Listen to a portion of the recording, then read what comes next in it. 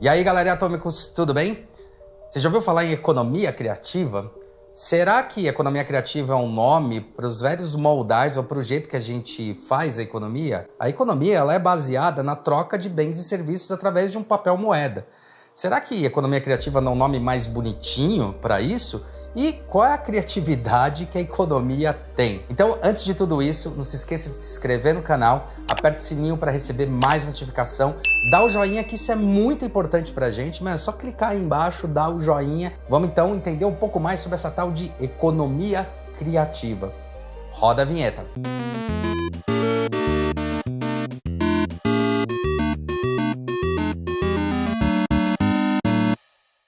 Olá, meu nome é Huck Janelli, sou professor universitário, design de produtos, sócio criativo da Atom Studios, youtuber e podcaster. A economia criativa, sim, é um novo conceito, é uma nova forma de olhar a economia como um todo. A gente trabalhava e trabalha durante muito tempo, né, e principalmente na era industrial, com a questão da economia da escassez. O que seria essa economia da escassez? A economia da escassez é quando eu tenho um produto, um serviço e ele é escasso, ele tem recursos escassos e eu tenho que fazer esses recursos chegarem nas pessoas. Então, um exemplo muito bacana que a Lala Deserrin, que é uma das principais pensadoras de economia criativa aqui no Brasil, dá como exemplo muito bom, que é a questão de maçãs. Imagina que você tem duas maçãs, só existe a possibilidade de você dar essas duas maçãs para duas pessoas. Ou no máximo você vai dividindo essa maçã e vai distribuindo por pessoas. O meu recurso é escasso, eu tenho ali duas maçãs e essas maçãs têm que ser divididas pelas pessoas. Isso chama economia da escassez. O que acontece com o petróleo, de certa forma, é uma economia da escassez. Ou seja, através da oferta, demanda, produto e a quantidade que tem no mercado, eu vou variando o valor e o preço desse mercado. Só que, ao invés de eu entender que isso daí pode ter um crescimento cada vez maior, eu tenho um produto escasso, eu tenho uma raridade nesse produto. Ou seja, uma economia baseada em produtos, em bens que são escassos. Na economia criativa, ele amplia essa visão. Não é uma substituição, mas é uma ampliação dessa questão. Ou seja, na economia criativa, quando a gente fala que você tem 1 mais 1, né? Uma maçã mais uma maçã é igual a duas maçãs. Na economia criativa, a gente pode dizer que uma ideia mais uma ideia são iguais a 3 ideias. A minha, a sua e a nossa. Tem alguns até conceitos que ampliam isso e falam que 1 mais 1 é igual a 11. É uma brincadeira aí com os números e eu acho bem divertida. Mas afinal, que raios é essa tal de economia criativa? A economia criativa ela não é tão recente quanto se possa imaginar. Ela foi proposta pela primeira vez por Margaret Thatcher em 1983, num plano de governo para Inglaterra, onde ela coloca que a economia, a criatividade, as artes e tudo que está envolvido com isso pode sim ser um fomento de crescimento econômico para os países, tá? Então isso é muito importante. Então a gente está falando aí de quase 30 anos, já quando foi citada a primeira vez numa esfera governamental. Em 94, foi proposto pelo primeiro-ministro na Áustria, com um documento chamado Economia Criativa. E em 1996, Tony Blair, que viria a ser o primeiro-ministro britânico, ele propõe isso como uma plataforma de governo, falando que a economia criativa pode ser um novo futuro para o crescimento econômico das nações e organizações. A economia criativa, então, de fato, ela é uma forma de olhar um bem que pode ter em abundância, que é o quê? A criatividade, a inteligência, o pensamento crítico e até a construção de novas possibilidades usando a criatividade humana, ou melhor, usando a cognitividade humana. Ou seja, a economia criativa vê valor, vê sentido e entende que essa criatividade para se criar as coisas, bens, produtos, serviços, possibilidades, experiências, é sim uma economia com um grande potencial de crescimento. Hoje em dia, a gente vê, por exemplo, no Brasil, a economia criativa mais voltada, assim, claramente mais voltada ao turismo. O turismo tem relação com isso também. Então, o quanto a cultura, as pessoas que vão visitar um lugar por causa da cultura. Isso tem a ver com conhecimento, tem a ver com criatividade. E ao contrário do que se imagina, eu não estou gastando mais para isso. Eu estou usando o potencial daquela região de mostrar como era o mundo, de que maneira ele funciona através da cultura, conhecimento cultural. Dentro da pasta de cultura do Brasil, cultura, turismo do Brasil, isso teve uma ajuda muito grande no crescimento do próprio país. Uma coisa legal, quando a gente fala sobre a economia criativa, é o conceito macro dela.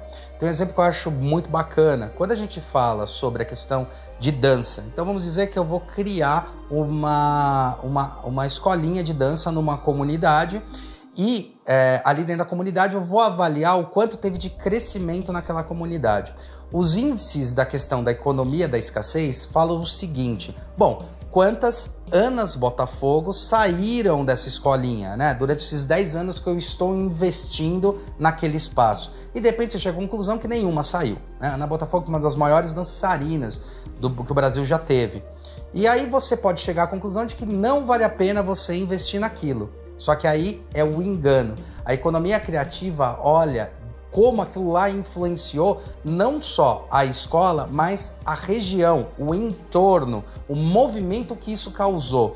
Então, uma das ideias legais dessa questão da economia criativa é pegar qualquer coisa que você tenha, por exemplo, vou abrir uma academia de dança, transforma isso numa ação ou num verbo. Então, vamos falar sobre o dançar. O quanto dançar impactou aquela região onde eu coloquei essa escolinha de dança. Então a gente está falando sobre fomento de criar emprego para outros professores, quantas pessoas da própria comunidade se desenvolveram para poder ceder produtos, bens e serviços para aquilo. Por exemplo, abre de repente uma lojinha que vai fazer as roupas de dança para as crianças, abre também a possibilidade de uma loja de música para vender mais música, abre a questão da potencialização do que aquela academia de dança pode ter gerado para o mercado. Ou seja, a economia criativa não vê um índice pontual, é como se fosse uma pedra caindo na água. Geralmente a economia da escassez vê essa pedra caindo e fala quanto esse impacto teve. A economia criativa fala o quanto desse impacto gerou outras possibilidades. E a gente fala muito isso também quando a gente olha para a questão da organicidade das próprias cidades. Ou seja, quando no bairro abre um mercadinho ou abre uma padaria, o quanto aquilo potencializa a região. Isso é economia criativa, é entender quanto o impacto de uma ação pode gerar consequentemente para outros lugares ou para outras pessoas. E tem vários mercados que vivem muito bem disso daí. No Brasil, a indústria do Pará, que é a indústria da música, vive assim gloriosamente em cima disso. A música se desenvolveu muito em cima disso. E uma das principais questões foi, talvez uma pessoa, um elemento, um grupo musical não tenha potencial ou não tenha investimento para conseguir investir em fazer um CD ou alguma coisa assim. Mas quando você fala de um grupo e daí você tem um pessoal, uma gravadora que é dedicada a esse tipo de público, você consegue gravar vários discos e fomentar essa cultura musical no país inteiro com um baixo custo, porque esse custo está diluído. E quanto isso impacta na cultura, no valor cultural? Esse valor cultural pode trazer, inclusive, mais pessoas para dentro do país ou mais pessoas para dentro da região para poder fomentar cada vez mais isso. Um exemplo mundial muito interessante que muita gente conhece é Bollywood, né? Que é um mercado de criação de filmes na Índia. Cresceu radicalmente. Aquilo lá começou simplesmente com coisas que eram jogadas fora, eram descartadas. Então eram materiais velhos, câmeras, filmes e coisas antigas, e a população de lá começou a pegar aquilo lá como um fomento para um crescimento cultural, e hoje você tem um crescimento enorme dos filmes daquele tipo de categoria. A economia criativa, portanto, ela fala muito mais como pode uma ação fomentar muito mais valor e gerar muito mais renda e dinheiro de uma maneira exponencial. Então não está falando simplesmente em eu investir aqui quanto aquilo lá me deu, mas quanto aquilo lá gerou na economia como uma solução. Não é por acaso que muitas empresas e muitas empresas particulares, muitas indústrias fomentam esse tipo de ação, porque eles entendem que quando eles fomentam, eles têm um crescimento para a própria empresa e eles têm um crescimento econômico também em cima disso. A economia criativa, ela está estruturada em 4 macro pilares. A gente está falando sobre inovação, e inovar o que é? É você propor coisas novas, não necessariamente coisas tecnológicas, que aí está o grande engano da inovação. Todo mundo acha que inovação é tecnologia tal, mas não é isso. Inovação é você olhar, você resolver sobre outros olhares velhos problemas. Isso é inovar, e a gente está falando desde tecnologia até como solucionar alguns problemas, tá? Problemas simples ou problemas nem tão complexos. Inovar é você pensar novas maneiras de resolver velhos problemas. O outro pilar é a inclusão social. A inclusão social fala muito mais do que incluir pessoas, às vezes, que não têm muita renda, porque isso também é um engano, tá? Óbvio que inclui muita gente de baixa renda, porque abre possibilidades, mas inclui pessoas que talvez também quisessem fazer aquele tipo de ação. Vamos dizer, quero virar um músico, mas eu não tenho condições de virar um músico, eu não estou falando nem de condições financeiras, é condições às vezes estruturais, condições culturais. Não vale a pena investir, é complicado. A questão social pode potencializar isso para todos. E o mais legal, deixar isso igual para todos, as possibilidades iguais para todo mundo. Além disso, também potencializar as questões de que algumas coisas, dando exemplo, a própria música, a arte, às vezes, ela, principalmente dentro do país, né, do Brasil, ela às vezes é muito deixada de lado, ela é só uma coisa de sonhar. Mas por que você não pode viver daquilo? Você pode viver daquilo. É só ter investimento e entender que aquilo também tem retorno financeiro.